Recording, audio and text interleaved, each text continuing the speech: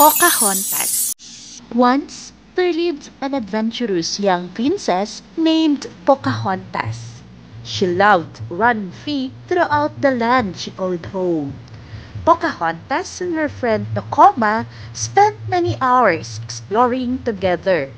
Floating down the river Reed, they were in awe of the untouched beauty around them. Pocahontas would even leap from the peak of a tall waterfall. The princess was a free spirit, always on the lookout for adventure. Whenever she found herself troubled, Pocahontas would consult a mystical tree named Grandmother Willow. All around you are spirits, child. They live in the earth, the water, the sky.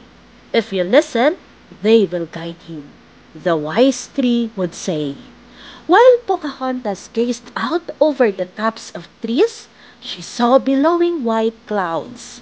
But these clouds were unlike any she had seen before. They were actually the sails of a large wooden ship. Pocahontas watched from afar as the ship with its many strangers came to shore. The men aboard were settlers on a hunt for gold. They believed that they could claim this new land for themselves. But one of the men, John Smith, seemed kind and gentle. Pocahontas followed him through the forest until he suddenly spotted her. Though she knew she would be cautious of strangers, Pocahontas stepped forward, and as the two came together, a magical breeze swirled around them. They could suddenly understand each other's language. Even though they were very different, Pocahontas and John became friends. While exploring, Pocahontas showed him what Grandmother Willow had taught her. Things in nature are connected. They all are one. When Pocahontas introduced John to Grandmother Willow, he was very surprised. But the Great Spirit told Pocahontas that John had a good soul.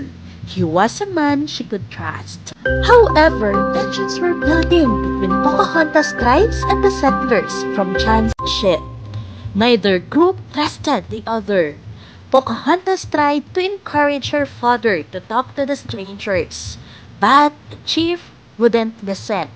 One night, John met Pocahontas in Grandmother Willow's glade. He wanted to protect Pocahontas and her people. They too kissed. They had fallen in love. But as they embraced, warriors from Pocahontas' tribe arrived and captured John. Pocahontas visited him later in secret. No matter what happens, I always be with you forever, John Smith said. The next day, as the tribe prepared for war with the settlers, Pocahontas bravely stepped forward to tell her father that she loved John Smith. Hurting John would only mean more war. The chief listened to his daughter and freed John instead. But John was injured. He had to return home. Pocahontas wanted to go with him, but she knew that her tribe needed her. I'll always be with you forever, Pocahontas said as she kissed him goodbye.